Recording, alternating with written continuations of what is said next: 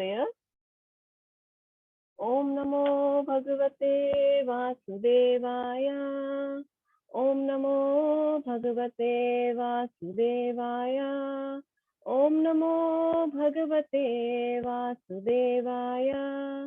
Om Ajnanatimirandhasya Jnananjana Shalakaya Chakshurunmilitam Yena Tasmai Shri Guruve Namaha. Shri Chaitanya Manobhishtam Sthapitam Yena Bhutale Swayam Rupa Kadamayam Dadati Swapadantikam Vandeham Shri Guru Shri Utaha Padakamalam Shri Gurun Vaishnavamscha Shri Rupam Sagrajatam Sahagana Raghunatham Vitham Tham Sajivam Sadvaitam Savadhutam Parijana Sahitam Krishna Chaitanya Devam Shri Radha Krishna Pada Sahagana Lalita Shri Vishakhanvitam Cha He Krishna Karuna Sindhu Deenabandhu Jagatpate Gopesha Gopika Kanta Radha Kanta Namostute Tapta Kanchana Gaurangi Radhe Vrindavaneshwari Vrishabhanu Sute Devi Pranamami Harite Vancha Kalpatarubhyascha Kripa Sindhubhya cha Patitanam Pavanebhyo Vaishnavebhyo Namo Namah Namo Vishnu Padaya Krishna Presthaya Bhutale Srimate Bhakti Vedanta Swaminiti Namine Namaste Saraswati Deve Gauravani Pracharine Nirvishesha Shunyavadi Paschatya Deshatarine Jai Shri Krishna Chaitanya Prabhu Nityananda Shri Advaita Gadadhar Shivasadi Gaur Bhakta Vrinda Hare Krishna Krishna Krishna Hare Hare Hare Rama Rama Rama Hare Hare Hare Krishna Krishna Krishna Hare Hare Hare Rama Rama Rama Hare Hare. So welcome everyone to our Lilamrit session. So today is the disappearance day of Srila Bhaktisiddhanta Saraswati Thakur Maharaj, who was the spiritual master of our dear Srila Prabhupada. So, but this disappearance day, we don't consider it as inauspicious. Why we don't consider it as inauspicious? In fact, we celebrate the disappearance day. So somebody may say it is so strange now that you all celebrate the disappearance day also. But for us, it is not inauspicious. Why? Because the Vaishnava, he unites with the Lord. So that is why it is not considered inauspicious. It is considered a day to celebrate because he unites with the Lord, he goes to the Lord, and he is now in the personal service of the Lord. So we do not consider it as inauspicious. So Srila Bhaktisiddhanta Saraswati Thakur Maharaj, he was the son of Bhaktivinoda Thakur Maharaj, Srila Bhaktivinoda Thakur. And he was born on 6th of February 1874. He was born in Jagannath Puri, and he was given the name Bimal Prasad. So Bhaktivinoda Thakur had prayed to Lord Chaitanya to send him an assistant. Bhaktivinoda Thakur, he knew the importance of Harinam Sankirtan. He knew how important it is in the age of Kali, the holy names of the Lord. So he prayed to Lord Chaitanya to send him an assistant and a successor to fulfill his mission of spreading Harinam. He wanted to spread this Harinam Sankirtan everywhere. So he wanted someone to assist him. So he prayed to Lord Chaitanya. And so when Bhaktisiddhanta Thakur, who was Bimal Prasad, he was 6 months old. So something amazing happened during the Rath Yatra festival. So during the Rath Yatra festival, the cart, the Rath, it stopped in front of the house of Bhaktivinoda Thakur, and it did not move only. So Bhaktisiddhanta Saraswati Thakur's mother, she brought the child to take the darshan of the Lord Jagannath. So she climbed up on the chariot and she placed the child at the lotus feet of Lord Jagannath. And then what happened is one of Lord Jagannath's garlands fell on the baby. And Bhaktivinoda Thakur, he saw this. He was assured that his prayers were answered because he had prayed for someone to assist him. So now it was confirmed that this is only the child who is going to help him spread the mission of Lord Chaitanya. So his father, Bhaktivinoda Thakur, he taught him everything about Krishna consciousness. And when he was Bhaktisiddhanta Saraswati Thakur, when he was just 7 years old, Bimal Prasad, his material name, he could recite and explain all the 700 verses of Bhagavad Gita. So how amazing, no? Yeah. So since his childhood, he was extremely strict about Krishna consciousness. So one time he ate a mango that was not offered to the Lord, and he did not know about this. So he took a vow that he will never eat mango again in his life. So see how surprising it is, a mango, and it is the king of fruits, and it is loved by everyone. And in such a small age, he is taking a vow that he will never eat mangoes again. So strict he was. And he was initiated by Srila Gaur Kishore Das Babaji Maharaj. So Bhaktisiddhanta Saraswati Thakur, he took up the mission to preach Krishna consciousness very seriously. And later he was known as the Simha Guru. Simha Guru means he was known as the Lion Guru. Why he was known as the Lion Guru? Because he had great knowledge of the scriptures, and he could defeat people with his logic and conviction. So that is why he was known as the Simha Guru. So then following the order of his Guru Maharaj, Gaur Kishore Das Babaji Maharaj, he established the Bhagavad Press in the year 1915 in Krishnanagar. And he also established 108 Gaudiya Mathas during his lifetime. And he did not make any discrimination while initiating people into Krishna consciousness, whether this is, from whichever caste it is, ladies, gents. He did not make any gender distinction. Also, did not make. He did not consider their backgrounds. Also, he accepted everything which is favorable for execution of the preaching of Krishna consciousness. So, in the year 1922, Srila Prabhupada, he met Bhaktisiddhanta Saraswati Thakur Maharaj for the first time. And Bhaktisiddhanta Thakur Maharaj, he instructed our Prabhupada to spread Krishna consciousness in English language to the English speaking world in the West. So, and in 33, he told Srila Prabhupada that if you have any money, if you have some money, then you should use that money to print books. So he left his body in the year 1936. But before leaving, he gave the final 3 instructions. He said that do not try to be a hero. Simply try to be a speck in the hands of the spiritual master. You should always obey your spiritual master, follow his instructions. So this is so very important. And second instruction he gave was always take the shelter of Harinam and Harikatha. Always chant the Hare Krishna Mahamantra, Hare Krishna, Krishna Krishna, Hare Hare, Hare Ram, Ram Ram, Hare Hare. And always hear about the pastimes of Krishna, Harikatha. And third instruction he gave was beware of disunity. Means you should always remain united. There should not be any misunderstandings between devotees. You should always be united. So that was because when you are united, you can achieve great missions. So you should always be united.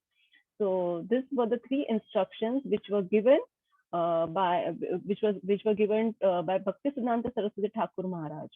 So now coming back to our Lilamrit session. So now the Hare Krishna Mahamantra, it has become a household name and it has become a global revolution. because now everyone knows about the movement. Why everyone knows about the movement? Because the top of the celebrities, the Beatles, they have picked up Krishna consciousness, specifically George Harrison. And everywhere there are people singing, dancing, and Hare Krishna is very, very widely known. So now Prabhupada, he comes back to India. He had traveled 4 years back to America, and in just 4 to 5 years, he has made this Hare Krishna movement a global success. Now we will see the wonderful reciprocation of India, which happens to Srila Prabhupada and the Americans. They were called the dancing white elephants. But before he comes back to India, Prabhupada does something very, very significant. And what is that? Let us see. So Prabhupada, after London, Prabhupada, he returned to America, where he spent some 7 months in his US center, specifically in Los Angeles. And that time he revealed his plan to establish a government body commission, the GBC, to manage ISKCON. So by that time, he had already established 34 branches of ISKCON. And because now he was getting old, and he felt the need to establish the GBC. He was 75 years old, and he knew that anytime he would die. Therefore, he felt necessary to give instruction to his disciples on how they shall manage the whole institution. So they were already managing individual centers, and each center, there was one president, one secretary, and one treasurer. But Prabhupada, he wanted improvement in the standard of temple management. So he listed the names of 12 persons who would form the GBC. And he said that they would be considered his direct representatives. And he also listed the names of disciples who would be the trustees of his Bhaktisiddhanta Book Trust. Now, he said that this Bhaktisiddhanta Book Trust account should be used to publish books and literatures and to establish temples throughout the world. He specifically mentioned that 3 temples should be established for sure. That is one in Mayapur, one in Vrindavan, and Jagannath Puri. But he was very clear that each temple should be independent and self-sufficient. Otherwise, what will happen? Everything would be spoiled. So now, why are we discussing all these technical things? Why? But are they important? Why are we discussing this? So yes, it is important. Why? Because it is very important that we follow an authority, whether on a material level or on a spiritual level. So like now also during these COVID times, we are told wear masks. So we don't know how this virus is going to act, right? So whether it enters through the nostrils, whether it enters through the mouth, through skin, water, air, food, we don't know anything. But just because the authority recommends wearing a mask, we are wearing it, right? So it is safe to follow authorities. So those who are less intelligent, they would like to depend on their own intelligence. But wise people, they try to follow the authorities. So similarly, if people understand that here are a set of people who are the authorities in spiritual culture, and so many people have got results by following them, they have developed love for God, they are giving me the conclusion that Krishna is God. So those who accept the path of authorities, they are immediately able to make progress. Otherwise, they may take a very, very long time. So Srila Prabhupada, he appointed the government body commission as his representatives, and finally Prabhupada came back to India. So this was in the year August 1970. He returns to Calcutta, his hometown. And during that time, Calcutta was in a political turmoil. The Naxalites, they had been rioting, murdering prominent businessmen. So what happened is many Marwari industrialists, they were leaving the city for Delhi and Mumbai. And so it was a great this turmoil over there. So the older people of West Bengal, they visited Prabhupada, and they were very disturbed by this violence. And Prabhupada said the only shelter was Krishna. So, and because they were expecting Prabhupada to do something, but Prabhupada, he advised them just to chant Hare Krishna, because this is the transcendental sound and this is the only solution for all the material diseases. Now the question was, how can he use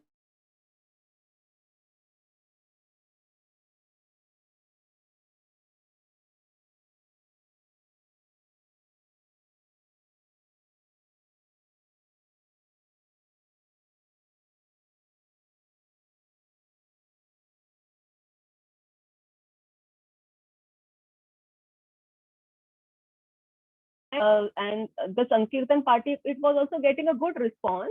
The people seeing them, they were very amazed that Westerners are having shikhas, wearing tilak, wearing saffron robes, playing the kartals and mridangas and chanting Hare Krishna. And what was surprising for them was they were quoting Sanskrit verses from Bhagavad Gita. And it was very surprising, especially for the Bengalis. So this was a sensational, and hundreds would gather to watch them. So Prabhupada knew that everybody would want to see his disciples. And therefore, he affectionately called them his dancing white elephants, because everybody loves to see white elephants, right? So that is why he called them his dancing white elephants. But there was one problem. The crowds, they would gather, who would gather to see them, they would tease them, they would laugh at them, they would make fun of them. Although they were amazed to see them, but they used to do all these things. So, but still, Prabhupada told them to perform Sankirtan, even though they were teased. Why? Because Prabhupada's idea was, when Indians saw young Americans adopt to Krishna consciousness, the faith of Indians in their own culture would increase. So he gave the example of how during the time of Maharaj Yudhishthir, India was a Krishna conscious state. But then India was under foreign subjugation. First, it was under the Mughals and then under the British. So as a result, what happened is the Indians, they lost respect for their own culture. And they were now wanting to be like Americans, adopt their lifestyle, ignoring our own culture, our own religion. So Prabhupada thought, seeing Americans taking up Vaishnavism, the world would turn the Vaishnavism. So seeing the Americans take up Vaishnavism, the Indians would be attracted to them. And it will help them regain faith in their own lost culture. So like they would think, Arey, they are doing this. So why not I? Definitely something is there in this. That is why only they are doing it. No, otherwise, why would they do like this? So at that time, Indians, they had a great regard for America and the Americans. So whatever they would do, the Indians would follow. So this was Prabhupada's strategy. So we should send our disciples to do Sankirtan so that they can attract the Indians. So the chanting at Dalhousie Square, it went on for 10 days. And then Prabhupada decided to stop. So now, why did he decide to stop? The street kirtan was, although it was an excellent method of preaching, but it was not the most effective method for India. It was a success in the US, in the West. Why it was not effective in India? Because there were many professional kirtan groups in Bengal, and Prabhupada didn't want his disciples to be seen like that, as professional performers or beggars. So, and there were many during that time who would just wear saffron and they would beg in trains and on roads by singing. So people could not make out who is genuine. And so Prabhupada knew that this is not going to be effective here. So in fact, some people, they would throw coins on these Western devotees and they would call them Western beggars. So Prabhupada said this is not going to be an effective method. So although it worked nicely in the Western cities, it is not going to work here. And Prabhupada wanted his disciples to preach in a way that would bring them closer to the most intelligent and respectable Indians. You know why? Because Prabhupada very nicely, he had understood the strategy. The Britishers, they started sending the children of the kings to America for further studies. So all the princes would, when they got Western education, and the people from respected families and even common masses, they thought, see, the prince goes to the West, he goes to London, then my son should also go to England, and then I will also be respectable like the king. So as the leaders do, common masses also follow. So Prabhupada wanted to apply the same principle. People follow the rich people, the celebrities in the society, right? So these people, if we can convince them, the intelligent class, the high class society members, so then, so if they are convinced of Krishna consciousness, the masses will automatically follow. So Prabhupada, he introduced a membership program, and he made people members of the society. And in this way, he tried to educate them about Krishna consciousness, rather than going on the streets and doing kirtan. And several Calcutta merchants did sign up for this membership program. So Prabhupada continued to hold programs in people's home, and he talked to guests in his rooms. And one day, Mr. Dadharia, he visited Srila Prabhupada, and he mentioned about the upcoming Sadhu Samaj program, which was going to be held at Chowpatty in Mumbai. So Prabhupada, and he wanted Prabhupada, he requested Prabhupada to give his presence there, and Prabhupada, he accepted. So then in 1970, October of 1970, Prabhupada, he came to Bombay, and thousands of people had gathered at Chowpatty. The sadhus were all sitting on the stage, and Prabhupada was also among them. And two sadhus had already spoken on Mayavad. And now it was Prabhupada's turn to speak. And purposely, he was the last to speak. Why? Because the audience had come to hear Prabhupada. They knew him as a sannyasi who had done wonders in the West. So the audience, the audience was very eager to hear him. And Prabhupada, he was the spotlight of the event. And so therefore, he was kept last so that the crowd stays for the entire program. So now Prabhupada's disciples, hearing these lectures by the other sadhus, they were already getting bored. They already heard 2 lectures on Mayavad. So Prabhupada told his disciples, you start chanting. So and you start the kirtan. So as soon as they began kirtan, there was a child, little Sarwasti. Who was this child? She was the first child of ISKCON. She was Sham Sundar Prabhu's daughter, the one who preached George Harrison, which we discussed in the last class. So she was the daughter of Sham Sundar Prabhu, and she started dancing first. And seeing her, all the other devotees also started dancing. And seeing the devotees dancing, the audience also responded enthusiastically. And many of them, they started clapping and dancing. And, literally the Indians began to cry because they were so overwhelmed seeing the genuine Krishna bhakti of these foreigners. And even the policemen and the press reporters, they also joined in the chanting. So, so the Chowpatty beach was like an uproar of Hare Krishna. It was so after 10 minutes, what happened is the kirtan ended. Kirtan stopped, and then Prabhupada started to speak. And Prabhupada, he just spoke for 5 minutes. In that 5 minutes, he spoke about the power of Lord Chaitanya Mahaprabhu's movement. He spoke about Jagai Madai. He said that we are saving wholesale Jagai Madai. In the West, everybody is Jagai Madai, and also in our country, everywhere we find Jagai Madais, right? So he said there is so much power in the holy name. The Hare Nam is so effective that those who were cow flesh eaters, those who were drunkards, they were into all kind of wrong things, those who were gamblers, and they have taken up to this Krishna conscious movement, and they have given up everything. Now they don't even have tea, coffee, they don't even smoke, because they have taken up this Krishna consciousness. And the audience responded with cheers. And after this event, Prabhupada and his disciples, they were the talk of Bombay. And then they received many invitations to speak and perform kirtans throughout the country. Then Prabhupada, after this event, he was invited to Surat. So in December 1970, he went to Surat, where they were received by great crowd of people. Here also they performed ecstatic kirtan, which attracted a large number of people. There were, spectators everywhere. They were on the rooftops, on the windows, doorways, and many also joined the procession. So there was one Bhagubhai Jariwala, who was Prabhupada's host in Surat. And he had advertised the daily parade routes in the newspaper.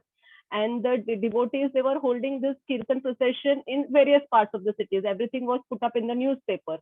And you know what? The devotees, while they were performing Kirtan, they were even garlanded. They were offered garlands also. And they were so overwhelmed because never before they had got such a great reception. So then Prabhupada said, definitely Surat is the city of devotees. So, and during that time, the mayor of Surat, Mr. Vaikunt Shastri, he closed all the schools and colleges, and he declared a holiday throughout the city. Just imagine. Why? So that the whole city could participate enthusiastically in the Sankirtan. And so this was the movement our Prabhupada had created. Hare Krishna was everywhere, and Prabhupada had accomplished in Surat what he had wanted to. He had given the holy name, and the people of Surat had accepted it, and they were very appreciative. Just imagine that what the whole world would look like if everyone becomes a devotee. So from this event, we get a glimpse of this. So then after the event, this Surat event, Prabhupada, he returned to Bombay. And in Bombay, he had his headquarters on the 7th floor of Akash Ganga building. It was a 4-room flat, and the rent was about 3,000 rupees a month. And the devotees had no guaranteed monthly income also. They did not know whether they will be able to pay the rent or no. So Prabhupada, he wanted a huge 11-day Pandal program at Cross Maidan. So where, not 400, 500, but 20, 30,000 people could attend. But how was it possible? They had no money also. Even the rent they could not give regularly. But Prabhupada said, if you want to go hunting, hunt for a rhino. What does that mean? Always have big plans for spreading Krishna consciousness. He said that if you don't succeed, no one will complain. ठीक है, नहीं हुआ. But if you succeed, they will say, oh, such a wonderful thing you have done. And but the disciples, they were still hesitant. So Prabhupada said that, come on, you are Americans, and Americans are known to be for doing extraordinary things. So do something wonderful. And Prabhupada divided all the work. He divided all the work between his devotees, amongst his devotees, and like publicity was given to someone, pandal arrangement, fundraising, how the program will be scheduled on the stage. Everything was decided. So everywhere there were posters, billboards on the railway station, near the crossing. And so they did huge publicity floating, huge balloons. So everybody was very excited for the program. And then on the day of the program, Prabhupada appeared and the crowd cheered. And they would not stop only. They were so excited seeing Prabhupada because he had done such wonders. And the first lecture was on modern civilization is a failure, and the only hope is Krishna consciousness. So Prabhupada, he was very direct. One second. Huh? Give me a minute. Huh? Okay.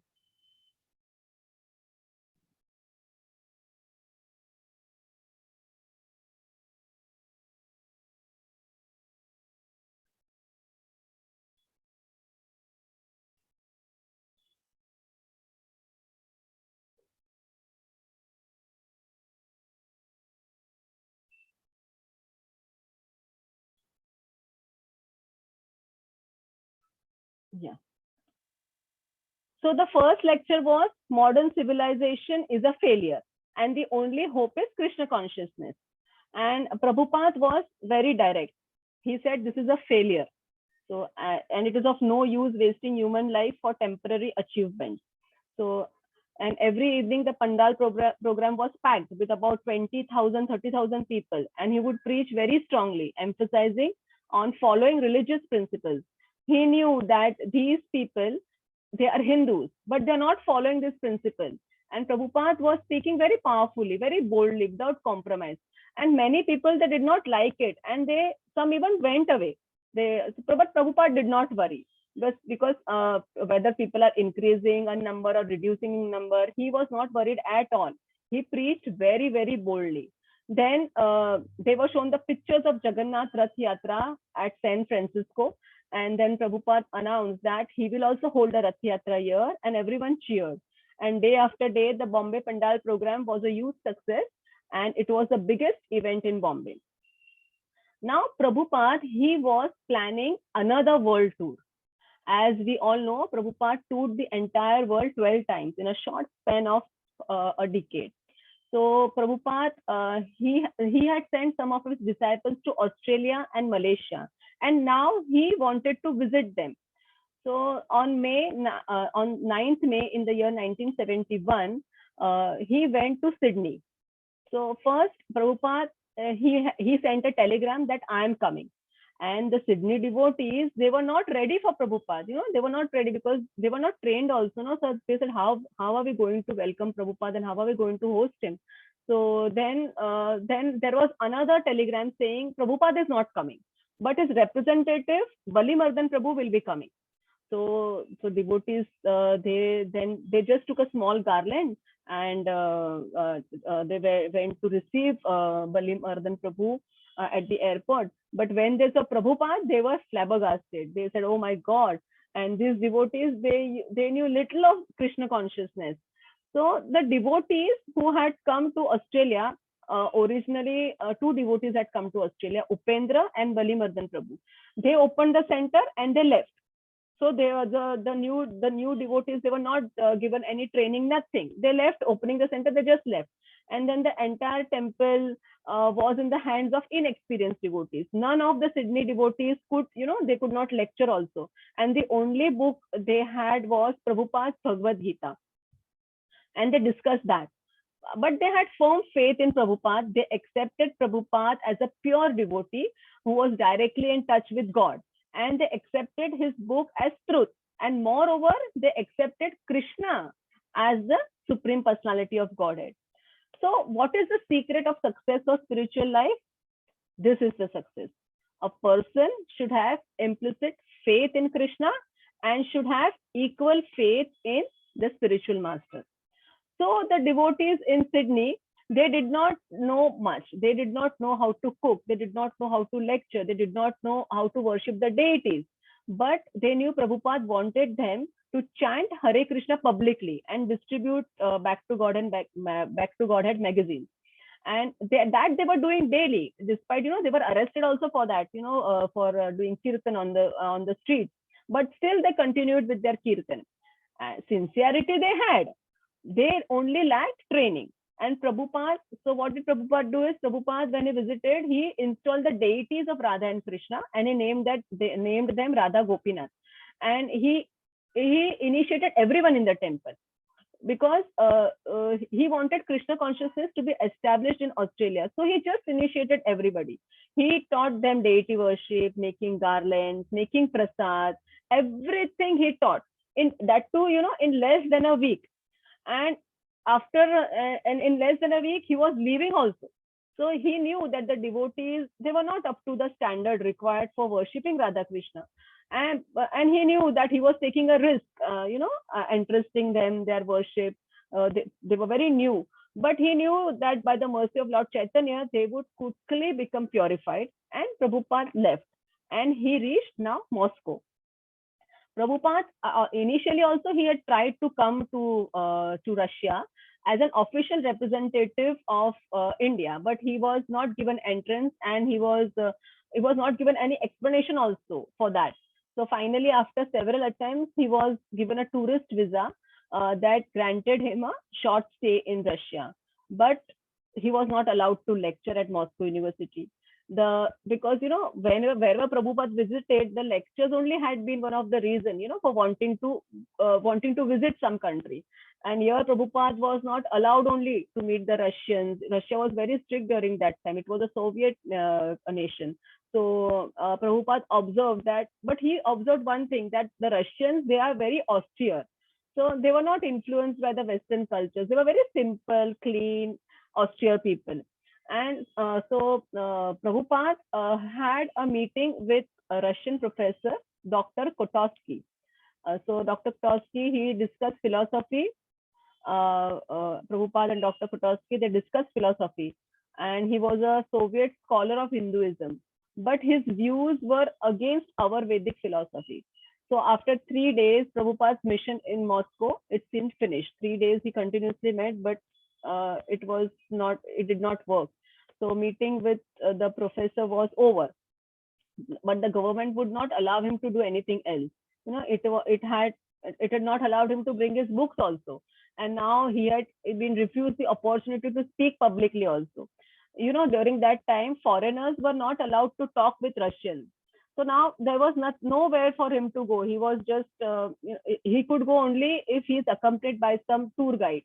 So now, so with no preaching, no prospect, and he stayed in his cramped room in Hotel National, and just taking his massage and accepting whatever food Sham Sundar could gather, because the food was also, they were not eating the hotel food. Sham Sundar Prabhu would go out and search for food, for rice and fruits and vegetables, and then they personally cooked, and that they ate.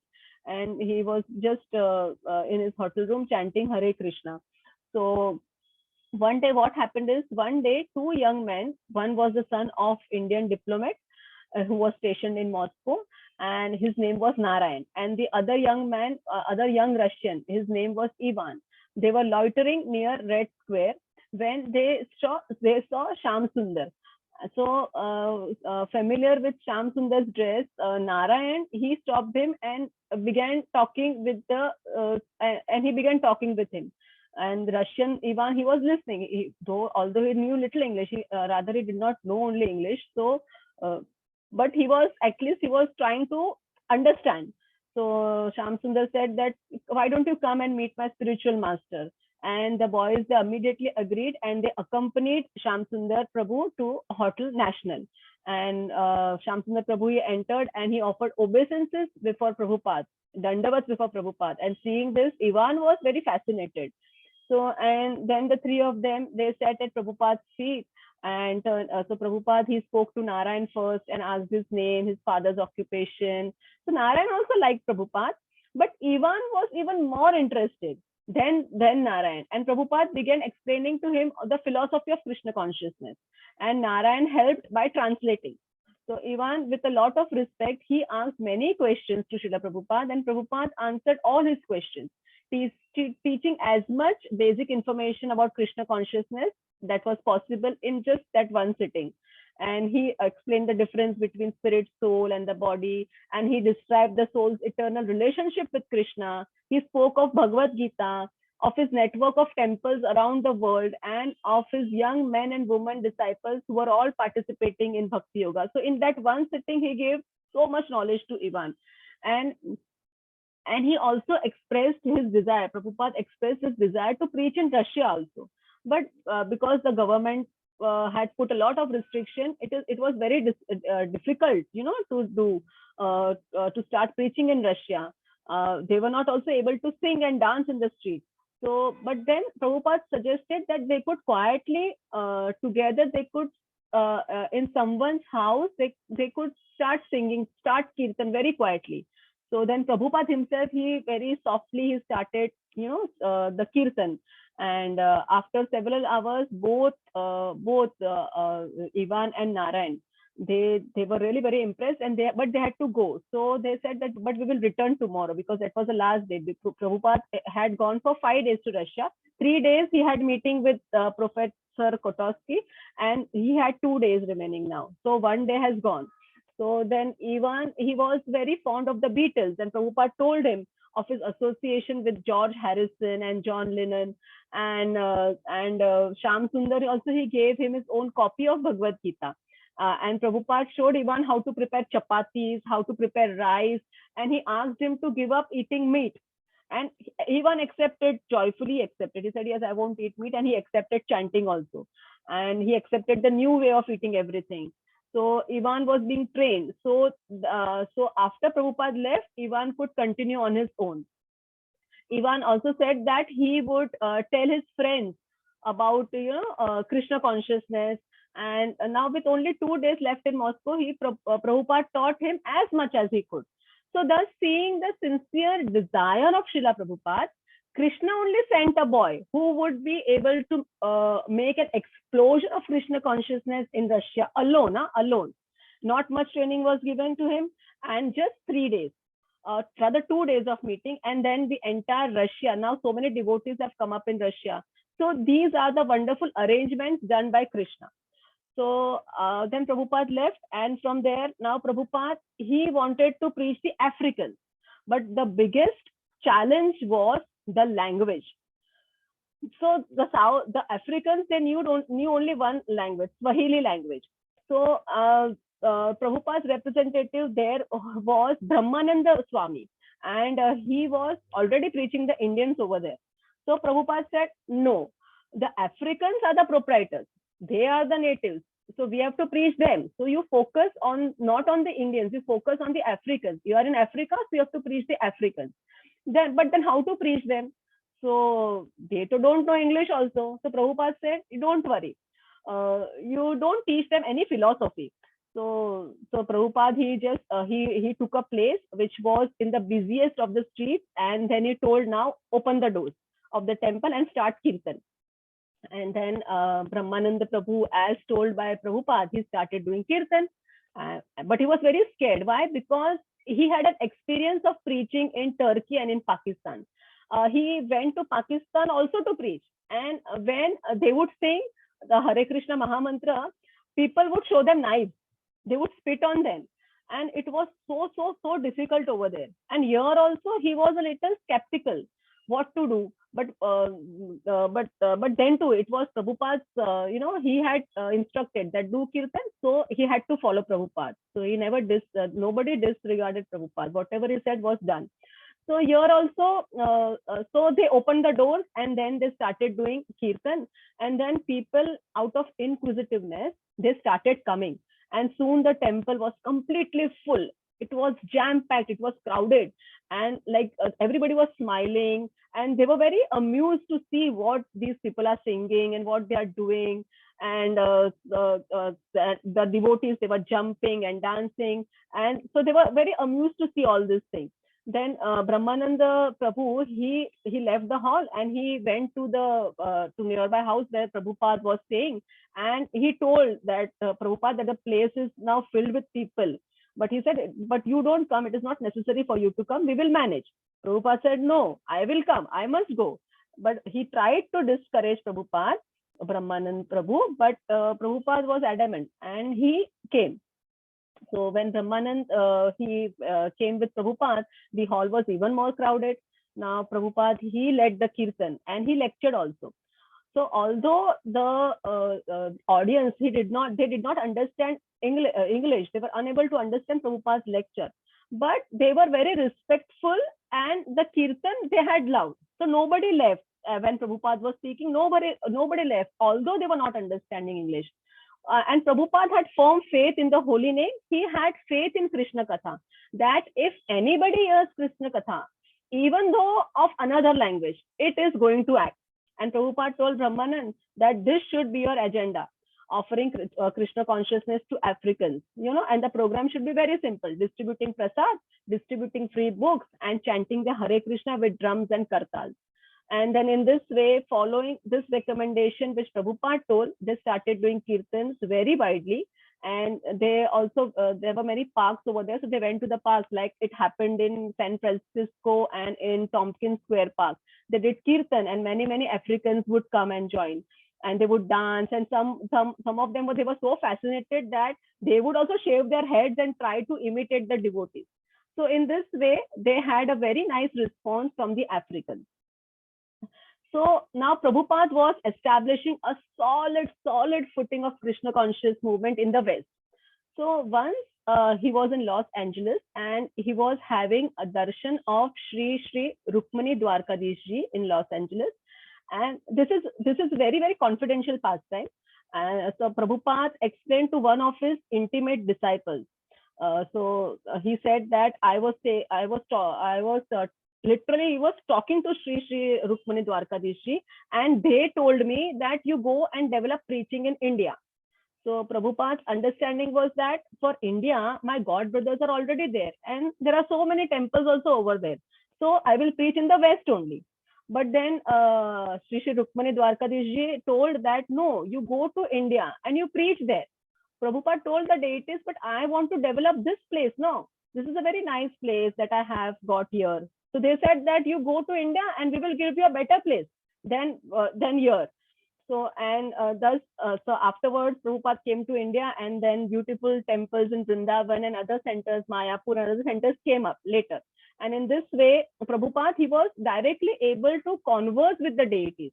So Prabhupada would say that this is why the deities, they have come here. Krishna has incarnated in the form of deity in the temple, the Archa Vigraha, because they are very eager to speak to the devotees. So we just have to build our eagerness, and they are here to reciprocate. And Prabhupada, being a pure devotee of Krishna, he was able to have such reciprocation. So Sri Rukmani Dwarkadish ji ordered Prabhupada to come to India. And Srila Prabhupada, he started planning his activities in India. How Srila Prabhupada developed, we will discuss that now. So this is in the year 1971. In Kolkata, it was midnight, and all devotees, they were asleep, and Prabhupada was the only one awake. So although usually, Prabhupada would retire by 10, he would sleep by 10, and after 3-4 hours, he would again wake up and he would translate. But that night, he did not rest also, and neither he was translating Bhagavatam. So what was the reason? The reason was he had sent two of his disciples, Tamal Krishna Maharaj and Bali Mardan Maharaj, to purchase land in Mayapur. And 6 days had already passed, and they had not returned yet. He had told them not to return unless they had completed the transaction. So, but 6 days were already gone, and still they had not returned. So he was very worried about them. So just imagine Srila Prabhupada, he is like worried about his disciples.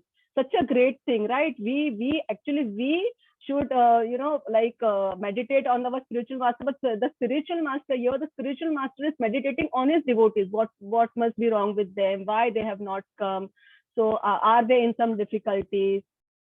So like that. And so then suddenly Prabhupada, he heard footsteps on the stairs, and there was a very soft knock on the door, and there entered Tamal Krishna Maharaj, and he prostrated before Prabhupada.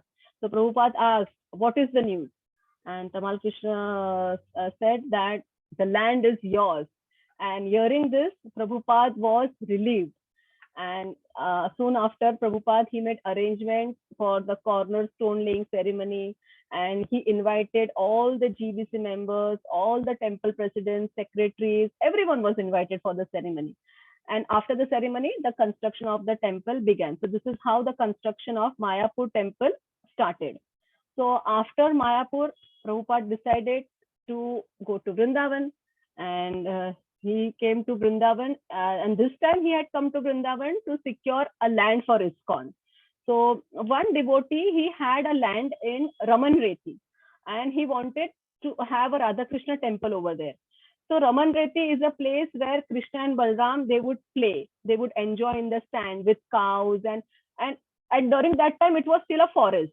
During the time when Prabhupada went to secure the land, so it was a very isolated land, and the disciples were thinking, who would come here to this place? Why is Prabhupada wanting to buy this land? But Prabhupada, he could see the future, and he understood that it was a nice land, even though it was a jungle and surrounded, by robbers, and there were few ashrams were there here and there, but Prabhupada wanted this land. So along with Prabhupada, there were also donors also along with him who had come to see this land, who had accompanied Prabhupada rather. So the owner of the land was also there, and Prabhupada, he saw the land, and he said that I will make a temple here. And the donors were also very happy, and the owner was also very happy, and the owner assured that the land was now Prabhupada.